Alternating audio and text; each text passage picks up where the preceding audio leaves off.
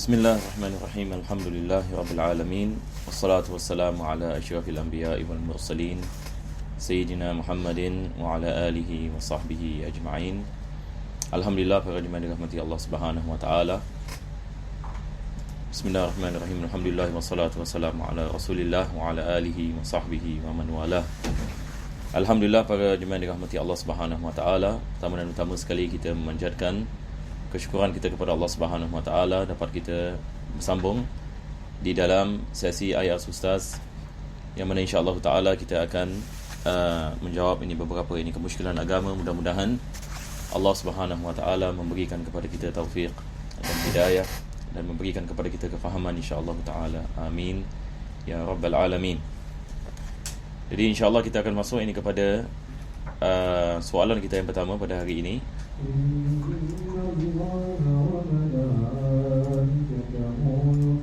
Maka soalan ini menanyakan, Assalamualaikum waalaikumsalam. I have question, if I work as a pet groomer and I need to groom, cut the fur and bathe the dog, is it haram to do those job? I also tend to further my study to become veterinary and we need to touch and treat the dog. So is it possible for Muslim to do those jobs? So basically this question is asking that he is working as a pet groomer and he is at times he needs to cut the fur and to bathe a dog. So is it haram for him to do those jobs? This is the first part of the question. And the second part of the question is asking that he intends to further study and to become a veterinary, and in that field they need to touch and treat any dogs. So is it possible for Muslim to do those jobs? Yes, and it is permissible. Yes, and it is permissible for a Muslim whether you are speaking about a pet groomer or you work as a vet. It is permissible. Pertaining to touching any of dogs, if you can wear any gloves, for example, then there is no need for you to wash your hands, for example, 7 times. There is only the situation anywhere if you touch the dog with your bare hands, for example, then you have to wash the parts that you touch the dog when it is wet, for example, and to wash it for 7 times. One of the 7 that you use with soil. So basically what you need to do is you mix any soil with water, and then after that when the body parts has been cleansed of the essence of the field or essence of the dog when it touches your body part. So what you have to do is to wash that part for 1 time with soil, and then 6 times with water. 6 times with water. So in this situation, it is not haram because there is a reason for you to do it. Basically, you are working. It is permissible. Likewise, to become vet. There is no harm. We have Muslim vets all over the world. So there is no issue when treating any dogs. So usually, what vets will do, they will use any gloves, for example. So these are the things that you can do. But in any case, if you touch it while it is wet, then you have to just wash the parts that touches the dog. Jadi seorang menanyakan kalau sekiranya dia bekerja sebagai seorang yang mengemas seperti anjing ataupun kucing. Jadi dia menanyakan adakah dibolehkan kalau sekiranya dia diberikan anjing dan dia kerjanya adalah untuk sikat bulu anjing dan memandikan anjing misalan, adakah diharamkan dia melakukan pekerjaan seperti ini? Soalan yang pertama. So yang kedua, dia menanyakan berkenaan dengan kalau sekiranya dia menjadi seorang doktor ataupun seorang yang pakar dalam mengobati binatang-binatang seperti ini, dan kalau sekiranya dia perlu untuk merawati anjing, adakah dibolehkan bagi seorang Muslim untuk melakukan pekerjaan ini? Ia dibolehkan. Kalau sekiranya dia mahu memegang dan sebagainya, lebih afdal dia menggunakan glove. Dan kebiasaan mereka yang bekerja dalam pekerjaan seperti seperti ini, biasa mereka akan menggunakan glove, yang ini sebagai satu langkah yang ini untuk apa kita mengatakan yang ini sebagai untuk mengelakkan daripada kekotoran dan sebagainya. Jadi kalau sekiranya kita menggunakan glove dan sebagainya, tidak ada masalah. Yang ini, tapi kalau sekiranya kalau kita memegang anjing tersebut ini dalam keadaan basah dan apa kita mengatakan, kalau terkena yang ini kepada badan kita, maka kita hanya membasuhnya dengan 7 kali basuhan, salah satu dengan kita menggunakan tanah, dan tidak ada masalah. Kita boleh melakukan solat ini selepas itu. Jadi bekerja sebagai dalam merawati haiwan seperti anjing dan sebagainya, maka ia tidak ada masalah di dalamnya. Cuma ini terpulang ini kepada masing-masing. Ada orang ini merasakan mungkin ini susah sikit kalau sekiranya dia nak bekerja dan dia nak membasuh ini diri ini dan sebagainya. Ini semua yang ini terpulang ini kepada pilihan ini masing-masing. Kalau sekiranya kita merasakan ada pekerjaan yang lain, misalnya yang kita dapat mengelakkan daripada kita berpegang dengan anjing disebabkan kita nak kena basuh dengan tanah dan sebagainya, maka lebih afdal ini kita mencari ini pekerjaan ini yang tidak apa kita mengatakan memerlukan kita untuk kita merawati anjing ataupun memegang ini anjing itu. Dan juga ini ada pendapat-pendapat ini yang lain yang lebih ringan daripada pendapat ini mazhab Imam Syafi'i. Seperti ini dalam mazhab Imam Abu Hanifah sebagai misal, mereka menganggap hanya ailiu anjing sahaja yang najis. Maka selain daripada ailiu, ia bukan dikirakan sebagai najis mughalladah. Maka pendapat ini tentu sekali lebih ringan. Kalau sekiranya seseorang itu memerlukan untuk menggunakan pendapat ini seperti ini, maka tidak ada masalah yang ini dia menggunakan pendapat ini yang lebih ringan. Nah, tapi lebih afdal ini kita keluar daripada segala khilaf kalau kita mampu melakukannya. Second question is asking, hello Ustaz, I have a question regarding to zina non-mahram. I'm deaf, and whenever I talk to someone, I automatically look at their lips to read what they are they saying. But I just learned that staring at a person that is opposite gender isn't allowed. I have tried not to look at their lips, and whenever they cover their mouth with mask, I cannot hear what they are saying.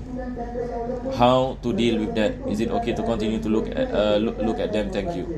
The question is asking a person and is deaf, so when he's speaking to someone of the opposite gender, he is in need to look at the movement of the mouth to ascertain what they are speaking about. And then he finds out that it is not permissible that the person looks at the opposite gender without any reason actually. So now he is asking, is it permissible if he looks at the opposite gender for the purpose of understanding what they are saying, and especially looking at the lips. So what we have to understand is looking at the opposite gender without a reason and it's not permissible. Without a reason, but if there is a reason, it is permissible. In your case, that you are in need to ascertain what they are saying by looking at the movements of their lips, it is permissible for you to see it. It is permissible, and this is a kind of a concession for you, because you are engaging in a conversation with them. If this is something that you need to communicate with people, there is no issue in looking at their lips, because there is a reason to.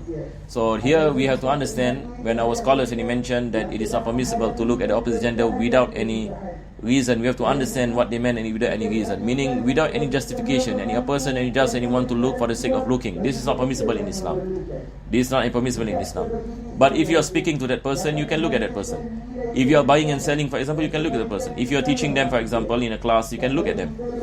But what we are saying is that what our scholars are saying is that if you are looking at the opposite gender, non-mahram, looking at the face, and just for the sake of looking to ascertain whether they are beautiful or not beautiful, now this is not permissible. But in your case, it is permissible, because there is a reason for you to do so.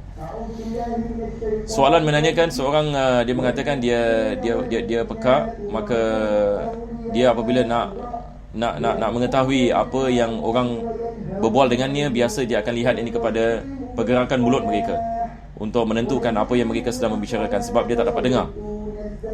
Jadi dia menanyakan, adakah diharamkan kalau sekiranya dia melihat kepada mulut mereka yang seorang wanita ataupun orang yang bukan mahram dengan yang opposite gender, maksudnya jantina yang berbeza, adakah dibolehkan dia melihat kepada muka mereka dan bibir mereka misalnya apabila dia bertutur bersama mereka dalam keadaan seperti ini? Maka ini kita mengatakan ada sebab dibolehkan baginya, sebab dia memerlukannya.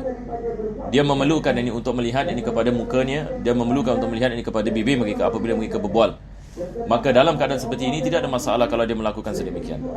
Tidak ada masalah kalau dia melakukan sedemikian. Apa yang diharamkan yang disebutkan oleh ulama kita adalah kalau sekiranya dia tidak ada sebab.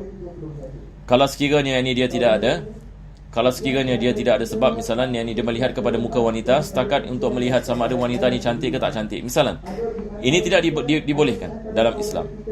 Jadi, tapi kalau sekiranya misalnya ada perkara jual beli, misalnya dia nak melakukan jual beli, transaksi jual beli, ataupun dia dalam kelas dia mengajar, ataupun dia memerlukan untuk berbual dengan mereka dan sebagainya, maka ini tidak ada masalah. Ini tidak ada masalah. Jadi yang masalah ni adalah kalau kita melihat tanpa sebab. Kita melihat ini tanpa sebab. Wallahu a'lam. Soalan yang seterusnya menanyakan, Assalamualaikum Ustaz. Waalaikumsalam. If my husband, free thinker, converts into Islam, when he dies, can his parents touch him? Now this is the first question. I put two questions in here. Ala kulli hal. So now we will look at the first question in English. Question is asking, the husband is a free thinker but converted into Islam. When he passed away, is it permissible for the parents to touch him? Any parents of the husband to touch the husband? Yes, it is permissible. Yes, it is permissible. Yani, what is the meaning of touching here? What I can understand, now you have a disease, and the parents wants to kiss, for example, or touch the face, for example. Normally, parents, when if their children pass away, for example, they are emotional and they want to maybe any hug or kiss and so on. If the parents no issue, even though they are non-Muslims, even though they are non-Muslims. So pertaining to touching there is no issue because they are considered to be mahram, even though they are non-Muslims, but they are considered to be his meaning blood ties basically. So there is no issue. Soalan menanyakan seorang lelaki yang bukan Islam, dia masuk Islam lepas dia meninggal dunia, adakah dibolehkan ibu bapa ni yang bukan Islam memegangnya? Tidak ada masalah di dalamnya, sebab mereka ada mahram dengan dia walaupun mereka bukan Islam. Seterusnya ada soalan menanyakan, Assalamualaikum. Waalaikumsalam. Saya nak tanya, bolehkah perempuan yang sedang mengandung anak luar nikah menikah? Apakah hukum-hukum yang terkait dengan isu ini? Ini soalan yang biasa ditanyakan berkenaan dengan seorang wanita yang sedang mengandung anak luar nikah. Yang ini maksudnya dia melakukan zina dan dia mengandung daripada penzinaan. Jadi dalam keadaan dia mengandung ini, adakah dibolehkan dia menikahi? Maka di sini saya ingin mengatakan ada perbezaan ulama, lebih afdal kita elakkan daripada pernikahan sehingga dia melahirkan anak. Ini adalah yang paling afdal supaya kita mengeluarkan diri kita daripada perbezaan ulama, sebab ada ulama mengatakan tidak sah pernikahan selagi mana seorang itu dalam keadaan mengandung. Cuma dalam mazhab Imam Syafi'i paling ringan sekali, mengatakan dibolehkan dia melakukan pernikahan dan pernikahan itu sah. Akan tetapi ramai daripada ulama-ulama yang selain daripada mazhab Imam Syafi'i, mereka tidak membenarkannya. Ada sebagian ulama mengatakan dengan syarat dia berkahwin dengan orang yang menyebabkan penzinaan, lelaki yang melakukan zina. Ada sebagian ulama mengatakan tidak sah perkahwinan itu. Maka saya sentiasa menasihatkan keadaan seperti ini, kalau sekiranya ada orang mengatakan tapi saya takut malu, misalnya nanti orang semua lihat saya dah mengandung, lepas itu saya belum berkahwin, orang semua tahu saya melakukan zina dan sebagainya, macam mana saya nak elakkan diri saya daripada malu? Maka jalan keluarnya adalah begini, dia boleh melakukan pernikahan, misalnya dia melakukan pernikahan, tetapi apabila dia melakukan pernikahan dalam keadaan dia mengandung daripada anak zina ini, maka jangan tinggal bersama dengan suami dahulu sehingga dah habis melahirkan anak, nikah lagi sekali. Maka nikah ini yang pertama tidak dikira.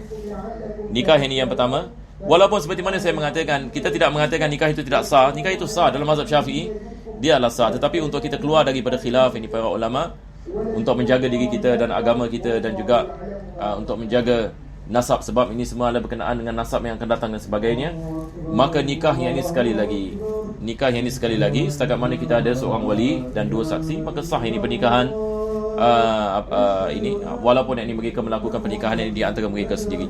Tetapi dari di sini dia boleh melakukan yang ini nikah yang pertama.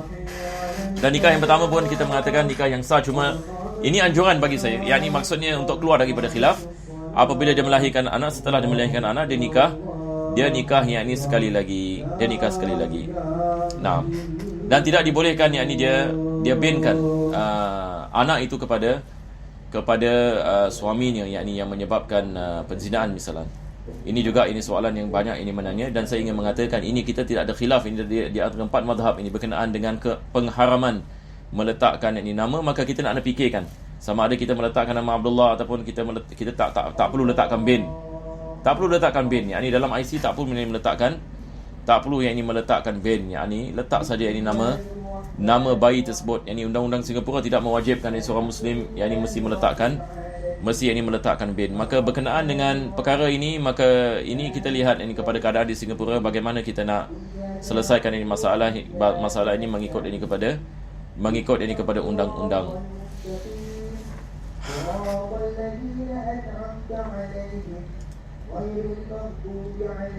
Kita mengambil lagi satu soalan insya-Allah. Soalan menanyakan apakah hukum menggunakan barangan yang bersubsidi untuk berniaga dan keuntungannya adalah 300 ataupun 500% daripada kos.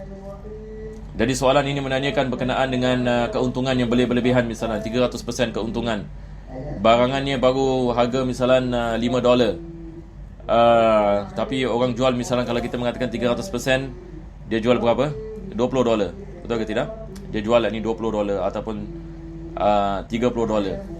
Maka apakah hukum yang bagi melakukan sedemikian? Maka di sini saya ingin mengatakan, dalam Islam kita tidak ada had yang tertentu yang diletakkan oleh Islam tentang berapa banyak keuntungan ataupun berapa banyak ini keuntungan ini yang diperolehi daripada menjual sesuatu barangan. Islam tidak meletakkan had, akan tetapi Islam mengatakan kalau sekiranya ada penipuan, diharamkan dia melakukan sedemikian. Misalan satu orang yang ini, misalan barang ini semurah-murahnya, misalan yang ni pen ini misalan yang ni murah sekali, yang ni $1 misalan ataupun $2. Tetapi ada orang jual misal $50. Lepas itu dia nak jual $50, orang menanyakan kenapa mahal ini $50? Oh, dia mengatakan ini pen yang ini bukan sebarang pen, ini digunakan oleh fulan bin fulan, ataupun ini pen diperbuat daripada satu pulau yang jauh dan sebagainya, dan saya susah saya nak dapat pen ini dan sebagainya. Dan yakni penipuan seperti ini, yakni maksudnya dia menaikkan harga keuntungan dengan penipuan, maka ini diharamkan. Tapi kalau sekiranya dia mengatakan yakni dia mengambil yakni keuntungan yang besar dan sebagainya, maka selagi mana tidak ada penipuan, ada keredaan daripada penjual dengan pembeli, maka ia adalah perkara yang dibolehkan, tetapi lebih afdal dielakkan. Lebih afdal dalam segi adab, kita mengatakan dalam jual beli untuk kita membantu orang, sebenarnya kita menyusahkan orang. Kita dalam berniaga ini, daripada niat perniagaan adalah untuk kita membantu orang miskin, untuk kita membantu yakni masyarakat. Misalnya masyarakat memerlukan barangan ini, maka kita memudahkan mereka dengan tidak menjual terlalu mahal. Kita mendapatkan pahala di sisi Allah Subhanahu Wa Taala. Maka ini semua adalah daripada segi adab-adabnya. Berkenaan dengan keuntungan, seperti mana saya mengatakan, selagi mana tidak ada penipuan ataupun cara yakni menipu, misalan untuk sebagai tidak langsung mengatakan kepada pembeli kelebihan yakni barangan ini dan barangan antik, padahal ini ia benda yang murah misalan, maka kalau ada unsur-unsur penipuan, maka ia adalah perkara yang diharamkan. Jadi insya-Allah di sini saja kita berhenti, dan kita akan meneruskan pada minggu yakni yang akan datang. Dan bagi mereka yang ada soalan, antum boleh lihat di sini kita punya website Masjid Khalid. Kalau barang siapa ada soalan, bolehlah tanya yakni melalui website ini, maka dia akan terus masuk kepada email saya. Maka saya insya-Allah taala, seperti kelas-kelas seperti ini, tiap-tiap hari Jumaat saya akan menjawabnya insya-Allah.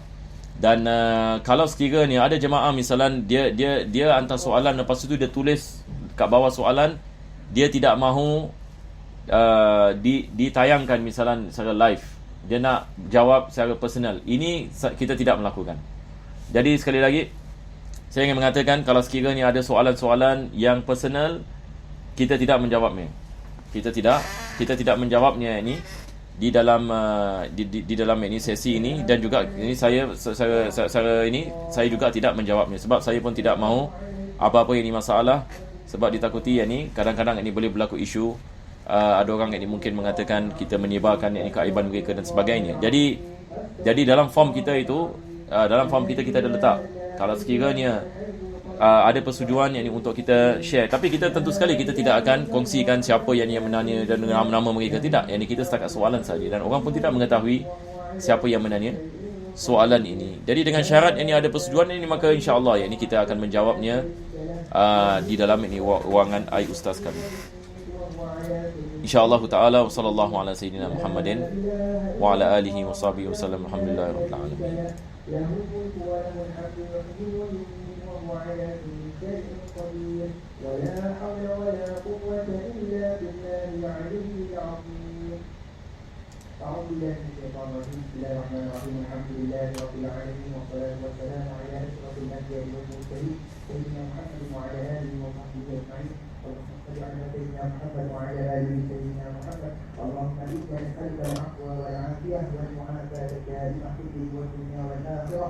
اللهم أحسن عاقبتنا في الأمور كلها وأجرنا من خزي الدنيا وعذاب الآخرة. اللهم إنا نسألك من الخير كله عاجله وآجله ما علمنا منه وما لم نعلم، ونعوذ بك من الشر كله عاجله